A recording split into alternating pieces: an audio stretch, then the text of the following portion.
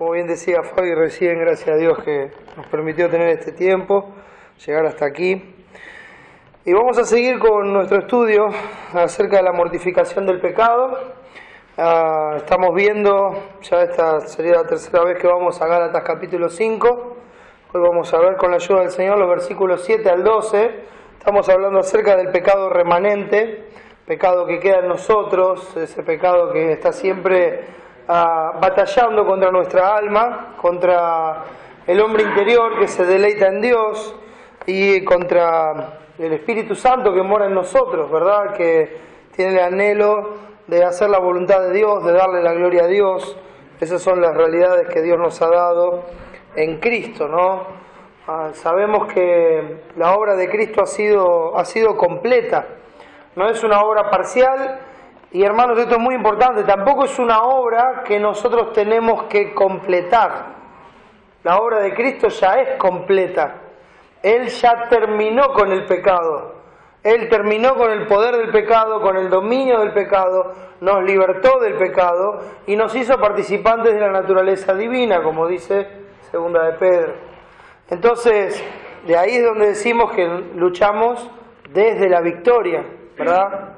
Antes nosotros no podíamos decirle que no al pecado, no podíamos resistirnos al pecado, no podíamos ver otra cosa más que el pecado, porque aún lo que hoy vemos como pecaminoso, en otro tiempo estaba bien para nosotros, y era deleitoso, y era normal, y era común hacerlo, ¿verdad? Y participar de eso. Entonces no había otra realidad para nosotros, porque estábamos muertos a la realidad espiritual.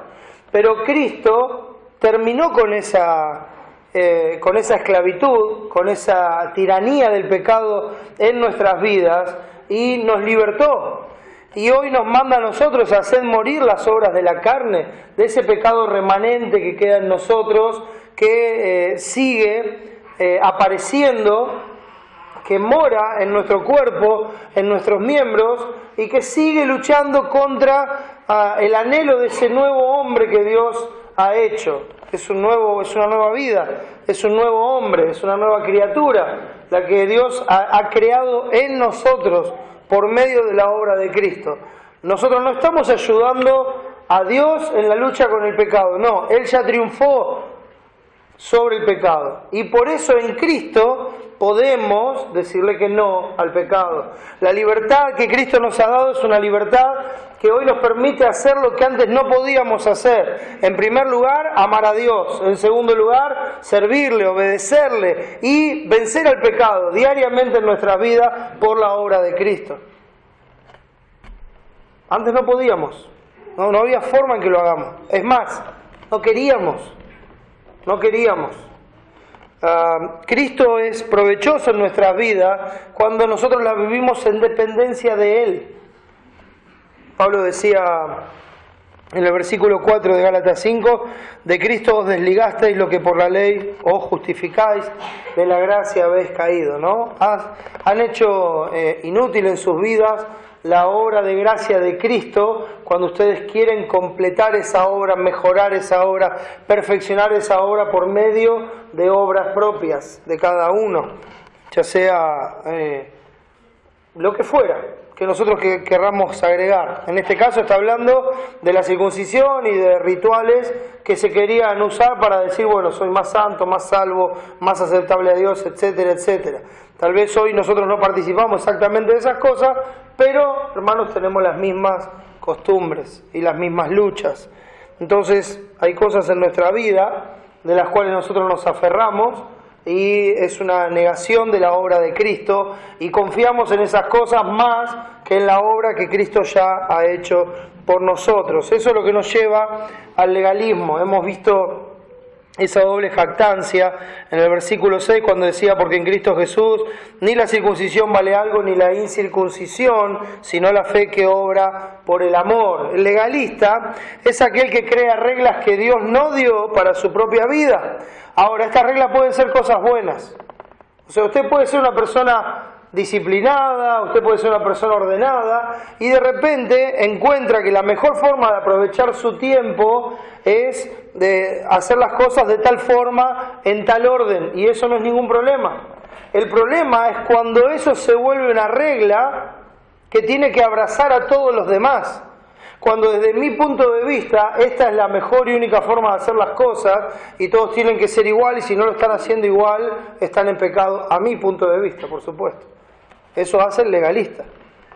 El legalista se jacta de hacer las cosas bien y le quiere imponer a todos esa misma forma de hacer las cosas.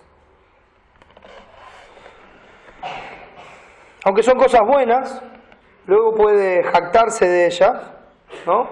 Las exige, y lo peor de todo, lo que causa el legalismo, que termina causando divisiones y peleas, es que produce enojo cuando no se cumplen. Cuando las cosas no son hechas como yo quiero, como a mí me gustan, como a mí me dan resultado, o como para mí tendrían que ser, entonces eso me molesta, eso me molesta. Es un poco lo que pasaba en esa doble jactancia.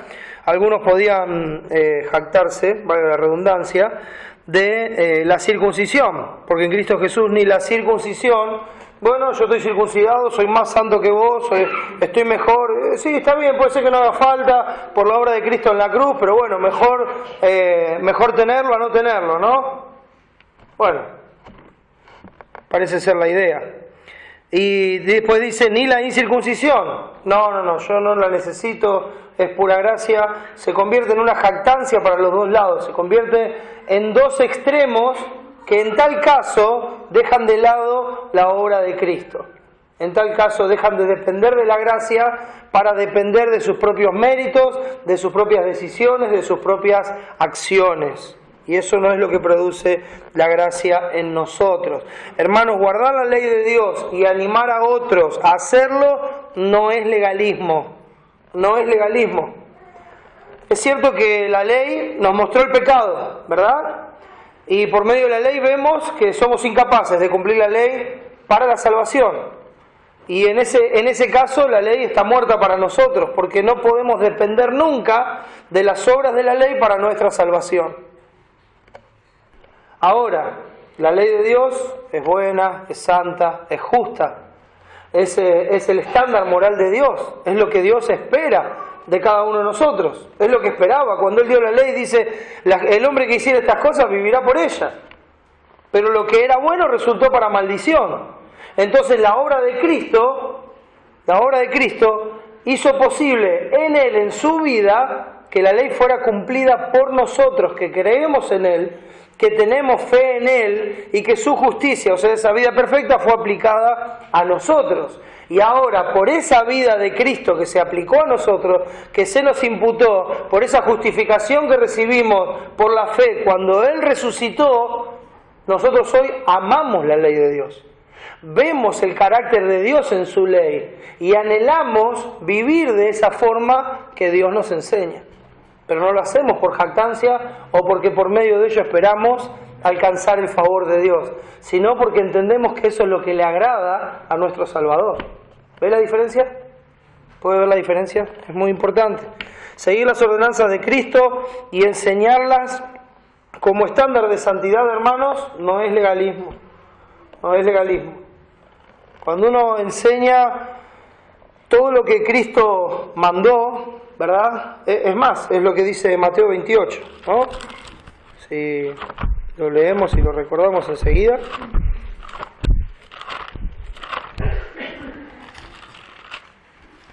Mateo 28, al final del capítulo, lo que conocemos como la Gran Comisión, dice, versículo 19, por tanto, id y haced discípulos a todas las naciones, bautizándolos en el nombre del Padre y del Hijo y del Espíritu Santo, enseñándoles que guarden todas las cosas que os he mandado, y he aquí yo estoy con vosotros todos los días hasta el fin del mundo. Amén. Entonces es nuestra tarea enseñar todas las cosas que Cristo mandó, es nuestra tarea estimularnos al amor y a las buenas obras, es nuestra tarea animar y exhortar a nuestros hermanos a que aprendan las ordenanzas de Cristo, a que pongan por obra las enseñanzas de Cristo, a que amen a Dios obedeciendo sus mandamientos. Eso no es legalismo, hermano, es la tarea que Dios nos encomendó. Entonces, luego de hacer esta diferencia, hermanos, vamos a leer una vez más el versículo 24. Versículo 24 de Gálatas 5. que dice así: pero los que son de Cristo han crucificado la carne con sus pasiones y deseos. Vamos a orar y pedir la ayuda de Dios para seguir viendo este tema. Oremos.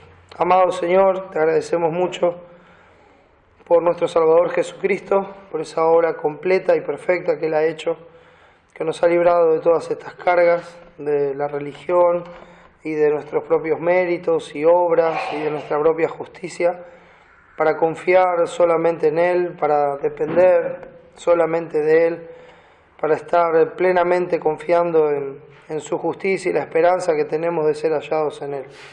Te ruego, Señor, que nos fortalezcas en tu gracia, en este pensamiento, para que hagamos morir todas esas cosas que se levantan dentro de nuestro, esos pensamientos que están relacionados con nuestro orgullo, con nuestros propios anhelos, y que podamos hacerlo al poner los ojos en Cristo, al aferrarnos a Él, a mantenernos abrazados a Él y dependiendo plenamente de su gracia. Te agradecemos, Señor, por este tiempo, te rogamos que lo bendiga, que nos hables por medio de tu palabra, que nos enseñes, dame sabiduría, Padre, y las palabras necesarias para exponer bien tu texto. Te lo pedimos todo, Padre, en el nombre de Jesús. Amén. Muy bien. Bueno, habíamos llegado hasta el versículo 6 y vamos a seguir ahora con el 7. Y después de hablar de esto que compartí recién, Pablo les hace una pregunta, ¿no? Pero fíjense, primero él hace una declaración con respecto a ellos. Dice: vosotros corríais bien. Entonces ahí viene la pregunta: ¿quién os estorbó para no obedecer a la verdad? ¿Qué es lo que vemos acá? Pablo está planteando que en la vida de los Gálatas hubo un desvío en el camino. Nosotros sabemos por la enseñanza de Cristo que la entrada a la vida eterna es a través de una puerta estrecha, que después de esa puerta estrecha, a la cual entramos despojados de absolutamente todo lo que nosotros cargamos, atrás de esa puerta encontramos un camino angosto, un camino que no es fácil, es un camino de espinos, es un camino difícil, pero es un camino marcado únicamente por la voluntad de Dios, es un camino en el cual Dios nos va a sostener y es un camino en el cual cuando querramos sacar un pie del camino, nuestro Padre, cuidadoso y amante, va a venir a nosotros para corregirnos y volvernos a poner en el camino. Entonces Pablo está diciendo: a ver, ustedes corrían bien. Muchas veces en las Escrituras se compara la vida cristiana con una carrera. Se compara con una carrera. Y la vida cristiana, de hecho, por definición en las Escrituras, es una carrera de obediencia a la verdad. Es una carrera que se corre obedeciendo la verdad. Uno podría decir, bueno, hay carreras de velocidad, hay carreras de fondo, hay distintos tipos de competencias que se hacen. Pero cuando se refiere a la carrera de la vida cristiana, es una carrera donde cada paso se va dando en obediencia a la verdad. Esa es la forma de avanzar en esta carrera, esa es la forma de seguir este camino. Cuando Pablo está diciendo, vosotros corríais bien, haciendo esta afirmación, lo que él está diciendo es, ustedes estaban obedeciendo a la verdad del Evangelio. Ustedes estaban siguiendo la verdad. Fíjense lo que dice el capítulo 2 del mismo libro de Gálatas.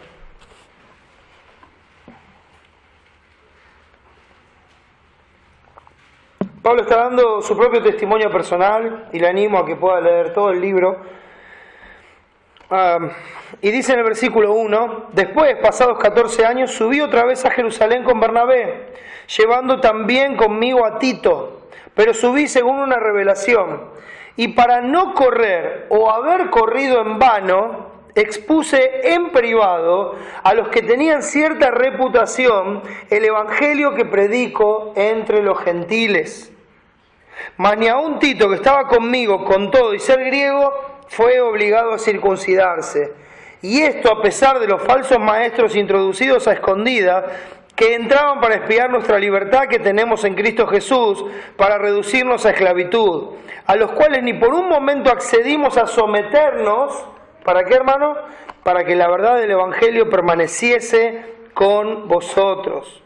Pero de los que tenían reputación de ser algo, lo que hayan sido en otro tiempo, nada me importa, Dios no hace excepción de personas, a mí pues, los de reputación, nada nuevo me comunicaron. Entonces, ¿cuál era el propósito?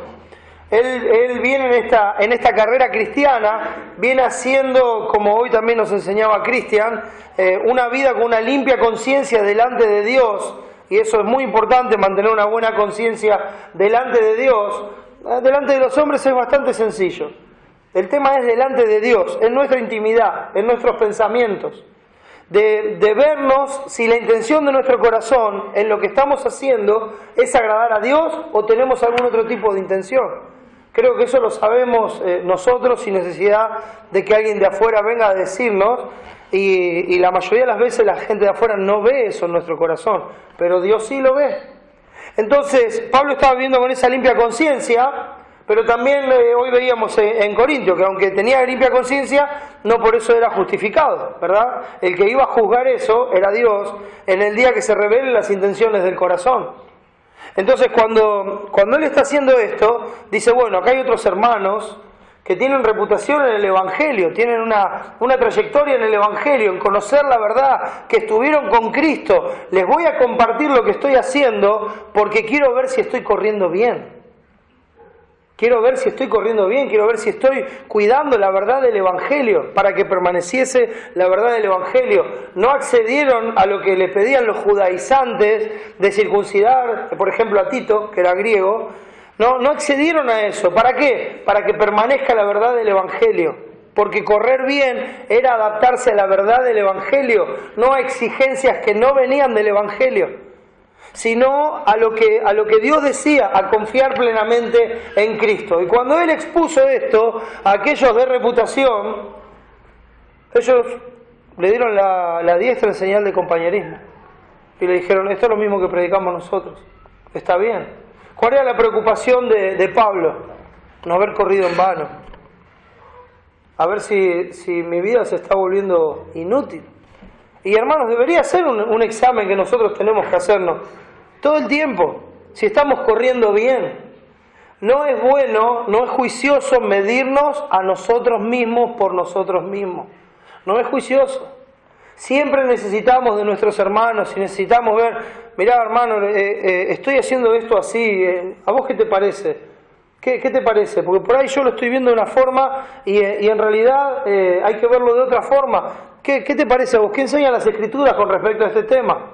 No estamos pidiendo opinión personal, estamos pidiendo si es la verdad de Dios. Para eso es el consejo, para buscar a Dios, no para buscar ni simpatía ni cómplices, sino buscar a Dios y ver si estamos corriendo bien en la verdad. ¿Esto que estoy haciendo está bien? ¿Me puede guiar en las Escrituras? ¿Podemos verlo? Y así, examinarnos. ¿Esta verdad que creo es correcta? Siempre es necesario ese tipo de examen. Aún el apóstol Pablo, que fue instruido directamente por Jesucristo, tenía esta necesidad. Él mismo dice en el capítulo 1 de Gálatas, el versículo 11, «Mas os hago saber, hermanos, que el evangelio anunciado por mí no es según hombre, pues yo ni lo recibí ni lo aprendí de hombre alguno, sino por revelación de Jesucristo». Y uno diría, y es un riesgo que todos corremos, en el orgullo, dice, ¿vos me vas a decir a mí? Si yo lo recibí directamente de Jesucristo. Pero no vemos esa actitud en el apóstol Pablo. No vemos esa actitud en este hombre que Dios salvó de pura gracia. Vemos un hombre temeroso de Dios, que anda con limpia conciencia y que tiene temor de equivocarse delante de Dios. Tiene temor de confiar en su orgullo. Bueno, eso es lo que estaba pasando aquí. Pablo le dice, ustedes corrían bien. Entonces la pregunta es, ¿quién nos estorbó para no obedecer a la verdad? Correr bien en la carrera cristiana también lo refleja el libro de Hebreos. Sé que ustedes van a, si no es que ya no pensaron en este texto, ¿no? Hebreos capítulo 12. En Hebreos capítulo 12 están los versículos que vamos a ver, los primeros 3 versículos, pero esto empieza en su contexto desde el final del capítulo 10, y en realidad dentro del libro, ¿no? Pero si se fija el versículo 35 del capítulo 10 dice así, no perdáis pues vuestra confianza que tiene grande galardón. Este galardón del que está hablando aquí es la vida eterna, hermano. Porque os es necesaria la paciencia para que habiendo hecho la voluntad de Dios, obtengáis la promesa. Porque aún un poquito y el que ha de venir vendrá, y no tardará. Mas el justo vivirá por fe, y si retrocedieren no agradará a mi alma. Pero nosotros no somos de los que retroceden para perdición, sino de los que tienen fe para preservación del alma. Y a continuación se da la definición de fe, y se empieza a ver el testimonio de hombres que vivieron por fe, y que por fe en Dios hicieron lo que hicieron para la gloria de Dios, y porque era la voluntad de Dios. Entonces, cuando llega al final del capítulo 11, y empieza el 12, dice: por tanto, nosotros también, teniendo en derredor nuestro tan grande nube de testigos, que está hablando de todas estas personas que vivieron por fe y que hoy están con el Señor, fíjese cuál es el llamado para correr bien esta carrera. Despojémonos de todo peso y del pecado que nos asedia y corramos con paciencia la carrera que tenemos por delante. ¿Cómo se corre esta carrera? Puesto los ojos en Jesús, y ahora lo vamos a ver. Entonces, cuando dice que ustedes corrían bien, está hablando de seguir a la verdad. Y acá en Hebreos dice: ¿cómo se corre esta carrera? Despojémonos de todo peso. Despojémonos del griego apotitemi, que significa sacarse algo de encima y ponerlo al lado, sacar algo voluntariamente de encima. Todo peso inútil, hermanos, que nos impide hacer la voluntad de Dios, tiene que ser sacado de nuestra vida para correr bien esta carrera. Peso inútil. Ahora, nosotros relacionamos el peso inútil con algo malo. A veces hay cosas que son moralmente buenas en nuestra vida. A veces hay cosas que no tienen reproche alguno en nuestra vida. A veces son cosas que nos gustan, pero son cosas que nos impiden hacer la voluntad de Dios, que nos impiden hacer lo que es agradable delante de Dios. Entonces, ese tipo de cosas, aunque sean gustos, satisfacciones personales o lo que fuera, deben ser quitadas de uno y puestas aparte para correr bien la carrera. Para correr bien la carrera.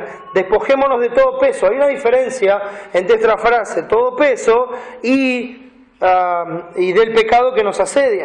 Hay una diferencia. Entonces, todo peso inútil que nos impide hacer la voluntad de Dios, ¿sí? Cosas que pueden ser moralmente buenas, que no son malas, pero que nos quitan la libertad de hacer las que son buenas y agradables delante de Dios. Ese peso debe ser quitado de en medio. Por ejemplo, por ahí usted tiene un hobby que no tiene nada de malo, por ahí hay algo que le gusta hacer, pero resulta que eso que le gusta hacer no le permite mantener el orden en su familia, no le permite hacer y cumplir con sus responsabilidades en su casa, no le permite cumplir con sus responsabilidades para con la iglesia, para con la voluntad de Dios, etcétera, etcétera. Entonces uno dice: un hobby no tiene nada de malo. No, todas las cosas me son lícitas, mas no todas me convienen, todas las cosas me son lícitas, mas yo no me dejaré dominar de ninguna. Y otro texto dice: mas no todo edifica. Entonces, esas cosas que pueden ser lícitas, que pueden ser buenas, pero que ni edifican, y que son un estorbo para que nosotros hagamos la voluntad de Dios ya revelada en nuestra vida, y acorde a las responsabilidades que Dios nos ha dado, es ese peso que nosotros tenemos que sacar de encima. A veces tomamos responsabilidades que no necesitamos y que no tenemos que tener y que no son obligación y que si las hacemos o no tiene sentido para con Dios. Ahora, si las hacemos y nos complica nuestra relación con Dios y el hecho de llevar a cabo la voluntad de Dios en nuestra vida, es un peso. Usted imagínese, todos conocen a Usain Bolt, el corredor el más rápido del mundo, etcétera, etcétera. Usted imagínese que llega Usain Bolt al estadio para correr y el hombre viene con el bolso, con la ropa, con todo, y normalmente uno los ve cuando van a correr ya casi como que no se puede ver, ¿no? Especialmente cuando corren las mujeres, porque cada vez corren con menos cosas, ¿verdad? Pero va Usain Bolt, ¿y usted qué diría si usted lo ve con toda la ropa larga, con la campera, con todo, con el bolso ese gigante que usan, se lo cuelga en la espalda y se pone en la línea de partida? ¿Usted qué diría? Bueno, eso es Usain Bolt, por ahí con eso y todo les gana igual, ¿verdad? pero ni Usain Bolt hace eso. Se saca todo lo que puede molestarle para correr la carrera, porque quiere llegar a la meta. Por eso dije que empezaba en Hebreos capítulo 10, porque nuestra meta, nuestros ojos tienen que estar puestos en el galardón, y nuestra carrera, hermanos, es hacia arriba. Entonces todo ese peso tiene que ser despojado de nuestras vidas para que podamos correr bien. Y hermanos, tenemos que tener cuidado porque a veces nosotros estamos corriendo bien y empezamos a poner peso en nuestras vidas. No que lo traemos de antes, lo agregamos después. Lo agregamos después. Entonces hay que despojar el peso, todo peso, y también hay que despojarse del pecado que nos asedia. Este es un llamado a mortificar los deseos de la carne que vienen a nosotros constantemente, como decía Pedro. Que os abstengáis de los deseos carnales que batallan contra el alma, ¿sí? Entonces, es un llamado a hacer morir esos deseos de la carne y a dejar estos pecados con los que luchamos, como quien diría, pecados favoritos, ¿no? Esos que bueno, sé que está mal, pero bueno, si se puede un poquito, ¿no? Entonces Dios nos llama a hacer morir esas cosas, a sacarlas de encima para poder correr con paciencia la carrera que tenemos por delante. Porque si no, estos pecados nos descalifican y nos desmotivan para seguir corriendo, hermano. Cuando hay un pecado que es recurrente en nuestra vida y que permanece ahí y nosotros no lo hacemos morir, entonces pasa lo que usted va a ver a su alrededor. Empieza a ver creyentes desanimados, amargados, con mala cara, que están siempre quejumbrosos y cómo estás ahí estamos en la lucha, ¿no? Siempre así. Es verdad, uno está en la lucha, pero uno puede decir que está en la lucha o puede decir, estoy en la lucha, hermano, pero por la gracia de Dios seguimos en pie. Hay una diferencia grande. Entonces uno lo ve, porque esos pecados no nos permiten correr bien. No nos permiten seguir adelante en la carrera. Cuando Dios nos muestra un pecado, cuando Dios nos confronta con nuestra maldad, lo hace para que nosotros, por la obra del Espíritu Santo, lo hagamos morir. Cristo ya lo hizo inútil en nuestra vida, no tenemos por qué someternos a eso, no tenemos por qué obedecerle. Entonces, el llamado es, bueno, déjalo. Tenés el poder en Cristo para hacerlo. Despojate de todo peso y del pecado que te asedia y corre con paciencia la carrera que tenés delante. Como dije antes, ¿cómo se corre esta carrera? Puestos los ojos en Jesús, el autor y consumador de la fe, el cual por el gozo puesto delante de él, sufrió la cruz, menospreciando el oprobio, y se sentó a la diestra del trono de Dios. O sea, poniendo siempre a Cristo delante nuestro, poniendo los ojos en Él. Sí, puedes haber resucitado con Cristo, poner los ojos en las cosas de arriba, poner la mira en las cosas de arriba, en Cristo, en lo eterno, en lo verdadero. Como dice Efesios, siguiendo la verdad en amor. En todo, en aquel que es la cabeza, esto es Cristo, con el corazón puesto en el galardón, hermano, que nuestro tesoro tiene que estar en el cielo, donde estamos sentados en los lugares celestiales juntamente con Cristo. Entonces, con los ojos puestos ahí, nos despojamos de todo peso, del pecado que nos asedia, y vamos a correr con paciencia la carrera que tenemos por delante. Porque si no, las cosas pueden ser un estorbo. Y hermanos, cuando la cosa se ponga bien difícil por hacer la voluntad de Dios, cuando se ponga bien difícil, no ceda. No ceda. Párese firme con esa libertad que Cristo nos dio. Y dígale, no, tiene que seguir adelante en la carrera que lo lleva a la meta, que lo lleva a la gloria con su Salvador.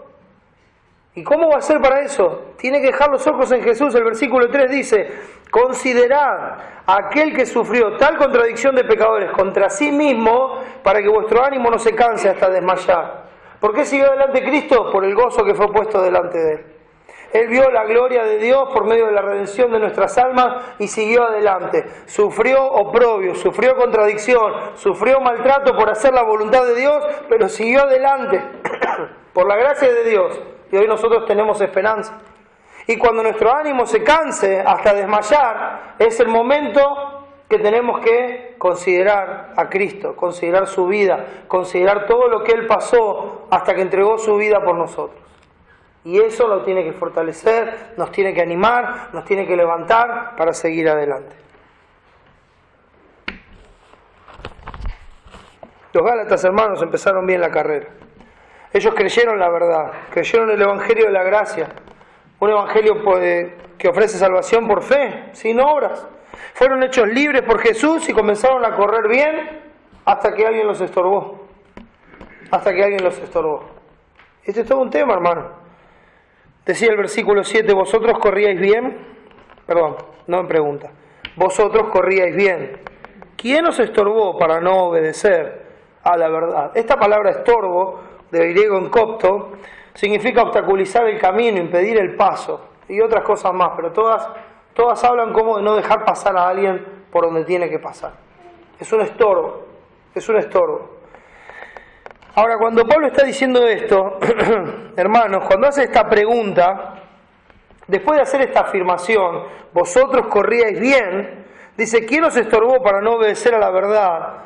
No está preguntando tanto por la identidad de una persona en particular, sino es como un llamado al autoexamen, a ver en qué momento me desvié del camino, en qué momento dejé de correr la carrera, en qué momento empecé a correr mal, en qué momento saqué los ojos de Cristo, en qué momento dejé de confiar en su gracia, en qué momento empecé a confiar y a fortalecerme en mí mismo.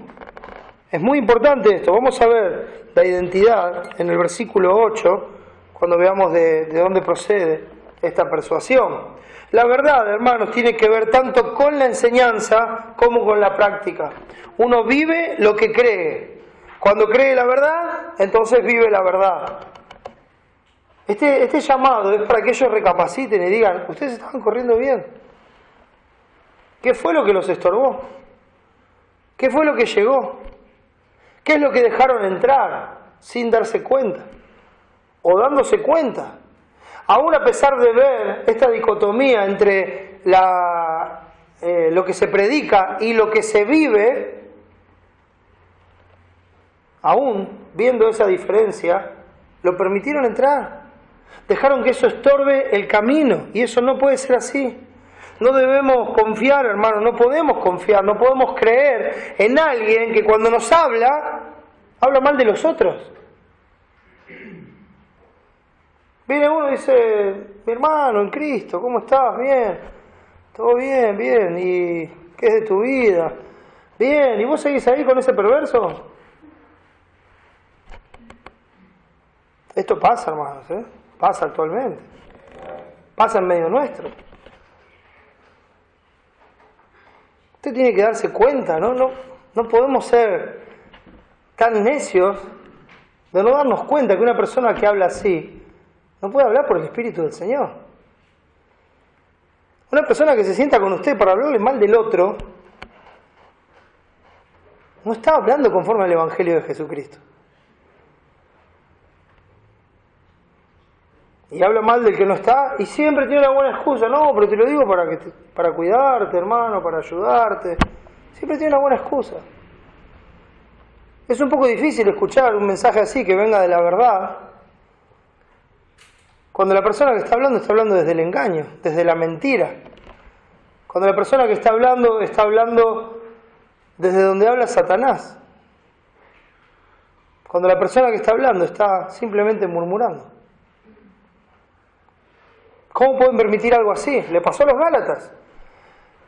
Este grupo de hombres, de falsos maestros que traían otra enseñanza, no solamente traían su enseñanza, sino que ellos querían dar la enseñanza, pero como su enseñanza no era acorde a la verdad, entonces ¿qué tenían que hacer? Querían desacreditar a los que le habían dicho la verdad a los Gálatas. Entonces empezaron a hablar mal. Hoy bien marcaba Cristian en su enseñanza cómo había sido desacreditado Pablo. Y estamos hablando del apóstol Pablo. A todos los lugares donde él estuvo, cuando salió de ahí y atrás llegaban los otros, al primero que atacaban era Pablo. Y empezaban a hablar en contra de Pablo, y empezaban a hablar mal de Pablo, y empezaban a hablar de las intenciones de Pablo. Y hacían todo eso para tratar de llevarlos hacia ellos mismos. ¿Vos estás confiando en lo que te dijo ese hombre? Ese hombre que se fue y que no volvió más. ¿Estás confiando en ese hombre que está preso?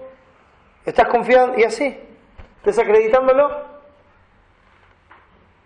Entonces, ¿cómo se puede ser tan inocente, por no usar otra palabra, hermano? ¿Cómo se puede ser tan inocente para pensar que alguien que habla como Satanás nos puede hablar de Dios? Hermano, no hay que dejar entrar esas cosas. No hay que mantener esas relaciones, porque esas relaciones dañan el alma. Esas relaciones entran en nuestra mente, dañan nuestra alma y nos estorban para seguir corriendo. Nos estorban para seguir haciendo lo bueno y agradable delante de Dios. Empiezan los prejuicios, empieza la murmuración en secreto, empieza en la persona, en la mente de la persona, la maquinación sobre todo lo que le dijeron y ya no vuelve a mirar a la otra persona de la misma manera. ¿Y sabe qué fue eso? Satanás ganó un lugar dentro de su mente. Y desde ahí lo va a seguir atacando. Y no lo va a dejar avanzar. No lo va a dejar correr. Y Pablo está haciendo esa pregunta. Dice, vosotros corríais bien. ¿Quién os estorbó para no obedecer a la verdad?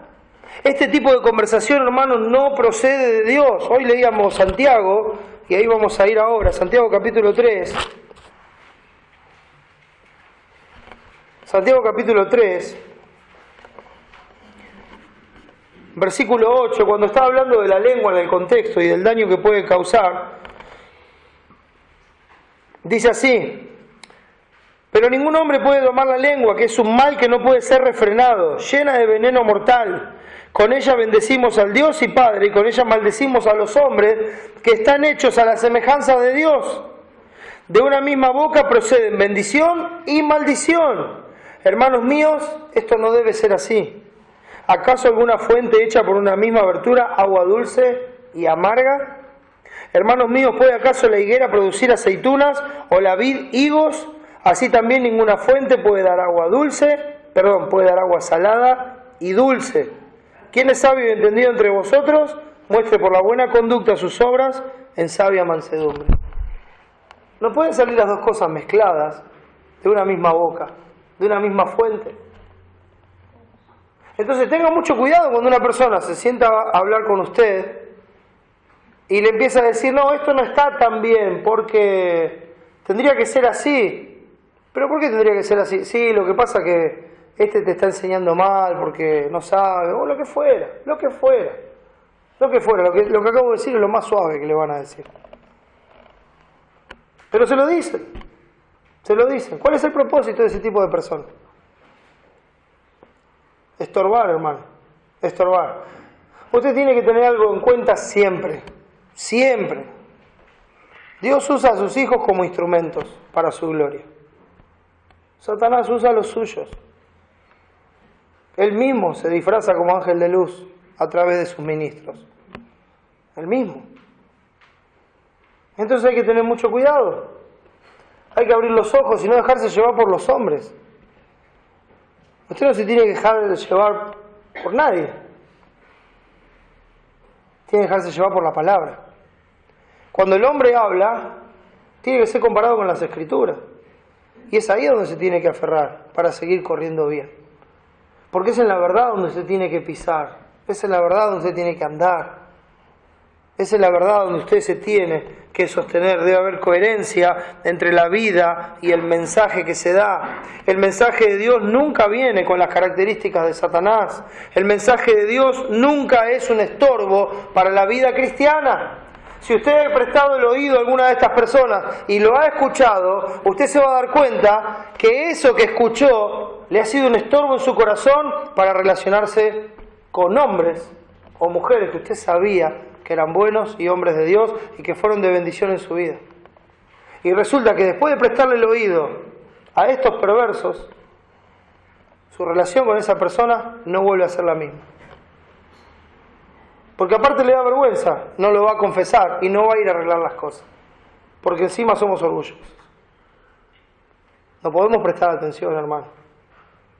porque nos estorba para seguir nuestra vida, nuestra carrera cristiana. El mensaje de Dios es un mensaje de gracia, hermanos. Capítulo 1 de Gálatas.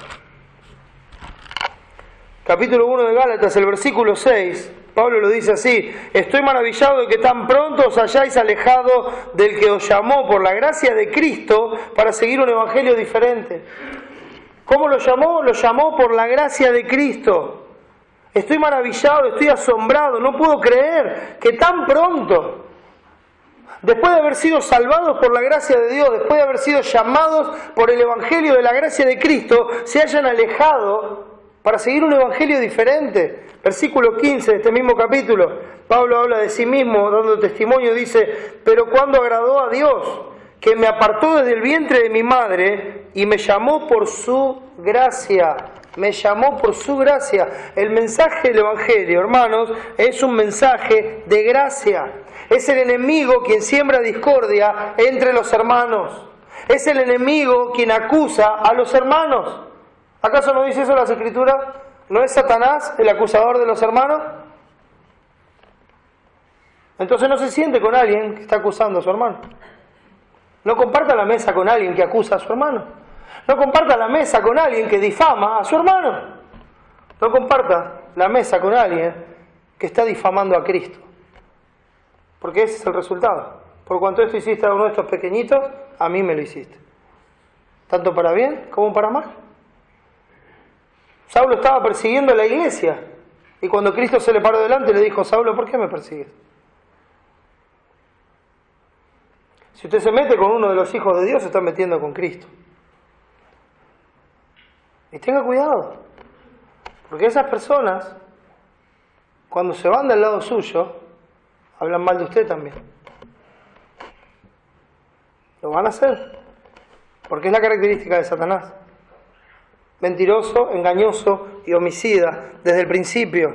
Es el enemigo el que siembra la cizaña, hermano. Es el enemigo quien arrebata lo que fue sembrado en el corazón. Es el enemigo, como dije recién, el mentiroso y homicida desde el principio. Y así lo trata Dios. Otra vez en el capítulo 1 de Gálatas.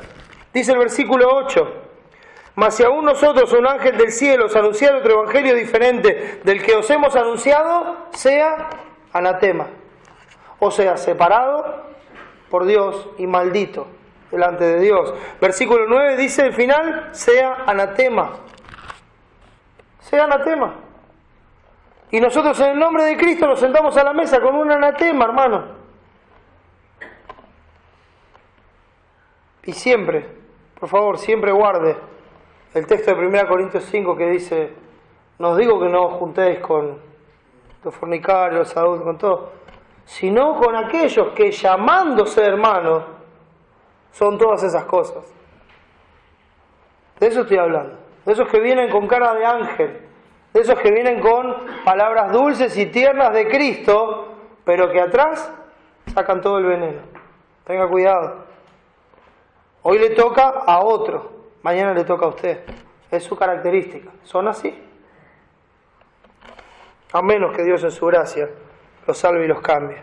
Hermanos, no hay un doble mensaje, no hay inconstancia nunca en el mensaje de Cristo. En el Evangelio de gracia hay seguridad, hay paz, gozo, ánimo, fortaleza y demás bondades y bendiciones que proceden solamente de Cristo.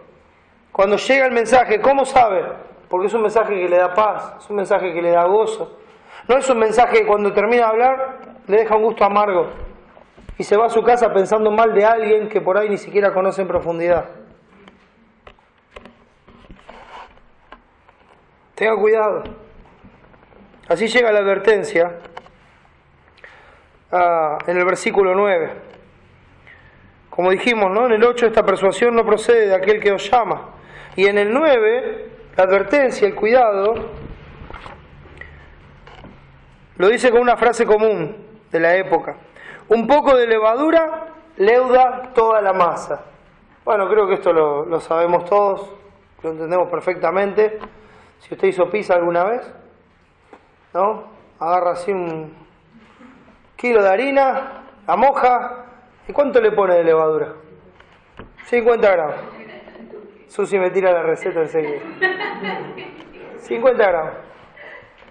Ahora, en relación 50 gramos con 1 kilo de harina, parece que no hay mucha proporción, ¿verdad? Sin embargo, esos 50 gramos afectan a todo el kilo. Y algunos agarran 1 kilo y hasta le sacan 5 pizzas, ¿verdad? Ya tengo una. La estiran, ¿no? Sacan, ¿no? ¿Por qué? Porque esa levadura afectó toda la masa. ¿Afectó toda la masa? Esa fermentación se fue metiendo entre toda la masa, se fue metiendo y fue inflando todo. Un poquitito nada más. Era un poquitito. Trate de ponerle 200 gramos de levadura y después dígame qué tiene. Un terrible globo que le va a explotar en todo. Un poco de levadura leuda toda la masa. Es una advertencia. Tan solo un poco puede afectar y pudrir a todo el conjunto. Es nada más que un poquito que uno permite en su vida para terminar en una amargura total. Jesús lo advirtió a sus discípulos en Mateo capítulo 16. Mateo capítulo 16, versículo 5, dice así. Llegando sus discípulos al otro lado, se habían olvidado de traer pan. Y Jesús les dijo: mirad, guardaos de la levadura de los fariseos y de los saduceos. Ellos pensaban dentro de sí diciendo: esto dice porque no trajimos pan. Y entendiéndolo Jesús les dijo: ¿por qué pensáis dentro de vosotros, hombres de poca fe, que no tenéis pan? ¿No entendéis aún ni os acordáis de los 5 panes entre 5.000 hombres y cuántas cestas recogisteis? ¿Ni de los 7 panes entre 4.000 y cuántas canastas recogisteis? ¿Cómo es que no entendéis que no fue por el pan que os dije que os guardaseis de la levadura de los fariseos y de los saduceos? Entonces entendieron que no les había dicho que se guardasen de la levadura del pan, sino de la doctrina de los fariseos y de los saduceos. Tengan cuidado con la enseñanza. Tengan cuidado con lo que les están diciendo. Tengan mucho cuidado, porque es un poquito nomás. Es un poquito que entra, que uno permite, y eso desvía totalmente. Totalmente afecta. Parece apenita, parece suave, parece hasta aceptable. No, no, hermano, tan solo un poco puede afectar mucho. Si lo dejamos es mortal. Mire, sin ánimo de afectar los sentimientos de nadie, pero creo que es un ejemplo muy apropiado para el cuerpo. Si usted va al médico y le dice: mire, le hicimos unos estudios y hemos detectado que usted tiene un tumor de unos 5 milímetros en su cuerpo. Chiquitito, ¿no? Así. Es cancerígeno y es maligno. ¿Qué es lo que usted va a hacer? Ah, bueno, gracias, doctor. Menos mal que son 5 milímetros nada más. Me voy a casa y me quedo tranquilo. De ninguna manera. Lo primero que le van a decir es: lo tiene que sacar, porque cuando menos lo espere, esto crece, se desparrama por todo el cuerpo y le va a costar la vida. Y de hecho sabemos que es así. El caso acá es exactamente el mismo. Un poco de levadura leuda toda la masa. Ese poco de levadura no debe ser permitido, tiene que ser extirpado, tiene que ser sacado, porque si no va a dañar todo lo bueno que tenemos. Vosotros corríais bien. ¿Quién os estorbó? ¿Quién nos estorbó para no obedecer a la verdad? Debemos cuidarnos de no ser celosos por proteger y guardar reglas humanas, gustos o costumbres, para no ser legalistas. Pero hermanos, debemos poner todo el ser en no ser permisivos con el pecado, no ser permisivos con lo que toma el lugar de Cristo, no ser permisivos con las palabras contrarias al Evangelio de gracia. No podemos permitir esas cosas, no podemos dejarlas que crezcan. Debemos ir en el momento a ver eso y tratarlo. No lo podemos dejar en nuestra vida, porque cuando dejamos una de esas pequeñas cosas en nuestra vida, es cuestión de tiempo para que afecte todo nuestro ser y sea un estorbo para correr la carrera cristiana y dejar de obedecer la verdad. Hermanos, el legalismo produce enojo y enemistad, produce exigencias y abuso. Es por eso que el legalista pone tantas reglas y se jacta de las reglas. Después hay otro tipo de legalista que no tiene reglas y se jacta de que no tiene reglas, como ya vimos anteriormente. Pero ¿saben qué, hermanos? La gracia produce compasión en el corazón por la necesidad de Cristo que el otro está mostrando. El legalista se enoja cuando el otro peca. Se enoja, lo toma mal.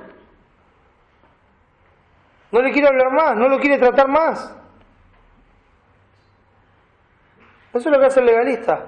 Pero aquel que vive en gracia, cuando ve al otro en una necesidad, cuando ve al otro en un error, la reacción es de compasión y misericordia. La gracia produce también en nosotros un vivo celo por Dios y su verdad, con amor y compasión, hermano, pero con firmeza. Lo que está mal, está mal. Entonces, cuando uno viene con gracia, lo va a hacer con amor. Va a tener compasión del otro. No se va a estar jactando sobre el otro, ni le va a estar diciendo, no, vos no sabes nada, vos te estás equivocado, vos no sos salvo. Oh, no, hermano. La gracia produce amor y compasión. Es cierto, firmeza, determinación. Pero con amor y firmeza le dice, mira, esto está mal, porque Dios dice esto. ¿Eh? La autoridad viene de Dios, no de uno. Hoy bien leía los textos de Pablo, ¿no? La autoridad que Dios da es para edificación. La autoridad que Dios le haya dado en su vida es para edificación. Usted tiene esa autoridad para edificar a los que están a su cargo. No puede destruir con sus palabras. Tiene que edificar. Tiene que mostrar la gracia de Dios en su vida y edificar. Eso hace la gracia de Dios. Aún cuando enfrenta el error, aún cuando enfrenta el pecado, va con compasión, con misericordia, pero con firmeza. Esto está mal y esto no se va a permitir. Pero no me lleva a odiar ni a maltratar. Eso vemos en Pablo. Fíjese el versículo 10. Lo dice así. Yo confío respecto de vosotros en el Señor, que no pensaréis de otro modo. Mas el que os perturba llevará la sentencia, quien quiera que sea. Quien quiera que sea. Ahora vamos a ver unas palabras tal vez difíciles del apóstol, pero tenemos que verlas en su contexto, hermano. Fíjense que la confianza de Pablo está puesta en el Señor. Él dice en el versículo 7, vosotros corríais bien. Y ahora dice, yo confío respecto de vosotros en el Señor, que no pensaréis de otro modo. O sea, que no van a ser movidos de la verdad. Que si cometieron un error, lo van a reconocer, se van a arrepentir y van a volver a la verdad. ¿Por qué? Porque son de Cristo. Yo confío en el Señor, estando persuadido de esto, que el que comenzó en vosotros la buena obra, la perfeccionará hasta el día de Jesucristo. No los está condenando. Les había dicho antes, me he hecho pues vuestro enemigo por deciros la verdad. No era su enemigo, Él les está hablando con amor, con firmeza, con convicción, les está advirtiendo el peligro, pero les está hablando con amor. Yo confío que ustedes son del Señor y lo que confío es que se van a volver de este error, se van a arrepentir y se van a volver de este error. Y el que causó este desastre, el que causó este problema, va a llevar su propia sentencia. También está confiando en eso. Él está confiado en la gracia de Dios, está confiado en la obra de Dios y está confiado en el cuidado de Dios. Dios nunca pierde a ninguno de los suyos. Dios no pierde nunca a ninguno de los suyos, porque están en la mano de Cristo, en la mano del Padre, y de ahí nadie los puede arrebatar jamás. Nadie. Entonces Dios no va a perder a ninguno. A veces salen algunos. ¿Por qué salen? Y salieron de nosotros porque no eran de nosotros, dice Primera de Juan. Porque si hubiesen sido de nosotros, habrían permanecido con nosotros. Pero salió para que se hiciera manifiesto que no son de nosotros. Pero los que son de Cristo van a ser guardados por Él. Ahora también Pablo tiene la certeza de lo que nos dice Romanos 12:19. Porque fíjense en que dice, que no pensaréis de otro modo, mas el que os perturba llevará la sentencia a quien quiera que sea. ¿Y qué dice Romanos 12:19? Mía es la venganza, yo pagaré, dice el Señor. A esto que los están perturbando, los va a atender el Señor directamente. no los voy a atender yo no me voy a poner a pelear con ningún hombre. No me voy a poner a condenar a nadie. Porque aparte por ahí lo estoy condenando y resulta que mañana Dios lo salva. Y cambia por completo su vida, como pasó con el mismo apóstol Pablo. Acuérdense que los cristianos tenían miedo de ver a Saulo después de la conversión. Este hombre asolaba a la iglesia, la perseguía, los mataba a todos. ¿Y cuántos pudieron haber dicho, maldito seas, Pablo? Y Dios en su gracia lo salvó al otro día. Y lo cambió para siempre. La gracia produce amor y compasión, no juicio. Del juicio se ocupa el Señor. Pero también nosotros tenemos la confianza de que el Señor se va a ocupar. Que no tenemos que tomar las cosas en nuestras manos, porque están en las manos del Señor. Que hay cosas que nos duelen y que hay personas que causan daño, pero están en las manos del Señor. Entonces, ¿qué hacemos nosotros? Cuidamos lo nuestro. Cuidamos lo que Dios nos dio. Cuidamos aquellas cosas por las que Dios nos hace responsables. De los demás se ocupará el Señor. Nada ni nadie se escapa de Dios. ¿Recuerda lo que dice Mateo 18:6? Lo voy a leer. Mateo 18:6, y enseguida que empiece usted lo va a recordar. Dice, y cualquiera que haga tropezar a alguno de estos pequeños que creen en mí, mejor le fuera que se le colgase al cuello una piedra de molino de asno y que se le hundiese en lo profundo del mar. ¿Y alguien va a decir que Cristo lo dijo sin amor? Claro que no. Pero al amor agréguele la justicia, agréguele la santidad y agréguele el celo y el cuidado que Dios tiene por sus hijos, por sus pequeñitos. Y Pablo está tranquilo con eso. Dice, yo confío respecto de vosotros en el Señor que no pensaréis de otro modo. No se van a apartar de la verdad, mas el que os perturba, el que está estorbando para que ustedes no sigan corriendo bien, llevará la sentencia, quien quiera que sea. Y no está apuntando a uno.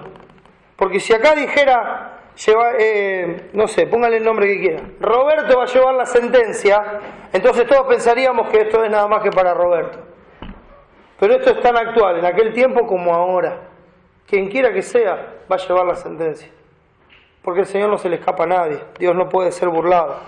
Y así llega a la conclusión, por lo menos en esta porción del pasaje, de esto que está diciendo, en los versículos 11 y 12. Dice, y yo, hermanos, si aún predico la circuncisión, ¿por qué padezco persecución todavía? En tal caso se ha quitado el tropiezo de la cruz. Ojalá se mutilasen los que os perturban. Entonces Pablo mira el argumento, ¿no? Y dice, a ver, ellos están hablando y están diciendo que yo todavía predico la circuncisión y que estoy a favor de la circuncisión. Bueno, es mentira. Porque si yo predico la circuncisión, entonces ¿por qué me persiguen? ¿Por qué los judíos me están persiguiendo? ¿Por qué los judíos me están haciendo la vida difícil? La circuncisión, si se predicara, ¿no? Como dice acá, si aún predico la circuncisión, ¿por qué padezco persecución todavía? ¿Por qué todavía sigo siendo perseguido? Si estoy predicando lo que ellos quieren escuchar. Entonces no tendría por qué ser perseguido. Pero lo que Pablo estaba predicando era la gracia. En tal caso se ha quitado el tropiezo de la cruz. La gracia puede ser aquí un sinónimo del tropiezo de la cruz. Mire lo que dice Primera de Pedro, capítulo 2. Primera de Pedro, capítulo 2, versículo 7 dice, para vosotros, pues, los que creéis, hablando de Jesús, ¿no? Él es precioso, pero para los que no creen, la piedra que los edificadores desecharon ha venido a ser la cabeza del ángulo y piedra de tropiezo y roca que hace caer, porque tropiezan en la palabra, siendo desobedientes, a lo cual fueron también destinados. Ahora, si también lo ve en Primera de los Corintios, capítulo 1, Primera de los Corintios, capítulo 1,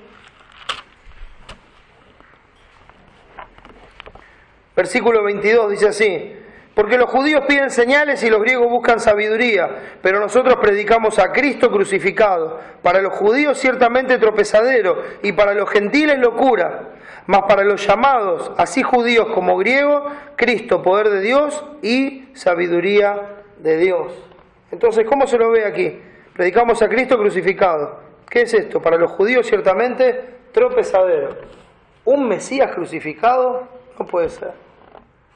Tropiezan en la verdad, no lo pueden aceptar. Un Mesías muerto en debilidad no puede ser. No, claro que no. Claro que no. Él murió por nuestros pecados, pero fue resucitado por el poder de Dios para darle vida a todos los que creen. A todos los que creen. Lo digo una vez más, a todos los que creen. Pero ¿cómo sé si creo o no? ¿Estás viendo tu pecado? ¿Estás viendo tu pecado? Porque tal vez en ningún otro momento de tu vida viste tu pecado y en este momento estás viendo tu pecado y te estás dando cuenta de las cosas que están mal en tu vida. Quiero decirte que tal vez Dios te esté llamando a poner tu fe en Cristo. Tal vez Dios te esté mostrando que no tienes esperanza. Te esté mostrando tu condición. Y si está haciendo eso, es porque también te está mostrando que en Cristo hay esperanza para tu alma. Que si crees y confías en Él, Él tiene el poder para salvarte. Como también tiene el poder para condenarte si le rechazas. Pero ¿qué es lo que te impide venir hoy a Cristo? ¿Acaso Él es un tropiezo en tu vida? ¿O acaso es tu esperanza? Para ellos era tropiezo.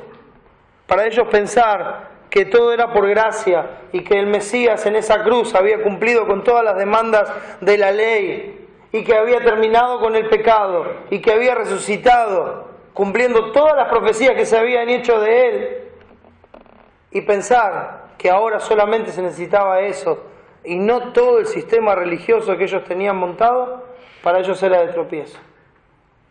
Que vamos a perder todas nuestras costumbres, vamos a perder todo nuestro honor, toda nuestra fama, todas las coronas que acumulamos todos estos años, las vamos a perder. Quiere decir que todos los sacrificios fueron en vano, etcétera, etcétera. No fueron en vano, anunciaban la venida del sacrificio perfecto en Cristo. Anunciaban que en Él iba a haber salvación por siempre. Entonces Pablo lo dice así en el versículo 12. Ojalá se mutilasen los que os perturban. Estos que perturban, estos que están trayendo problemas, que están estorbando, les estaban diciendo que era necesaria la circuncisión. Ahora, había unos sacerdotes de un tal Célibe que en los cultos idolátricos se castraban a sí mismos, se hacían eunucos a sí mismos, en nombre de su ídolo, Célibes. Y Pablo dice, a ver, ¿ustedes por la circuncisión son más santos? ¿De verdad?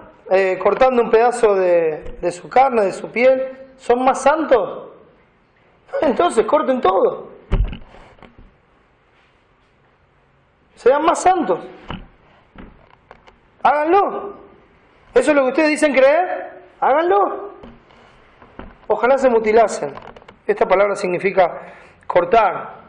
Y esto era lo que pasaba ahí en Galacia. Estos cultos eran conocidos por ellos. Y se usaba esta palabra misma para referirse al que se hacía eunuco.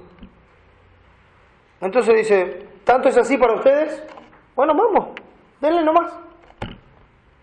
A ver hasta dónde llega su santidad.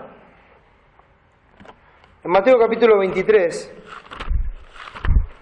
nos muestra un poco cuál es esta realidad.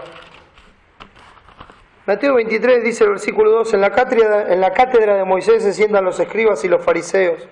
Así que todo lo que os digan que guardéis, guardadlo y hacedlo, mas no hagáis conforme a sus obras, porque dicen y no hacen.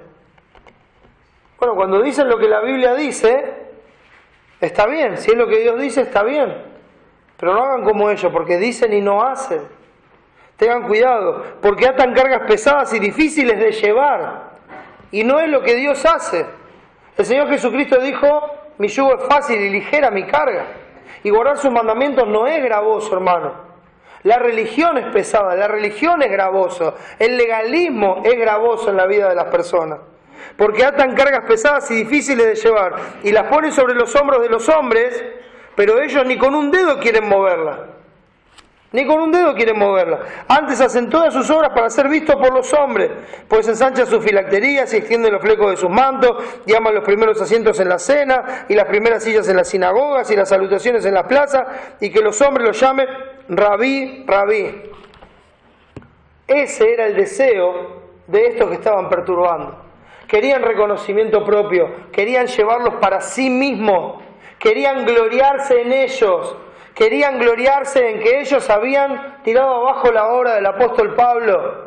Querían gloriarse en que estas personas los estaban obedeciendo, como dice el capítulo 6 de Gálatas, versículos 12 y 13. Todos los que quieren agradar en la carne, estos os obligan a que os circuncidéis, solamente para no padecer persecución a causa de la cruz de Cristo.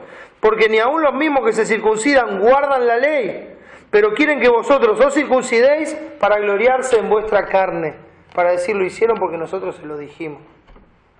Quieren decir, estos son nuestros.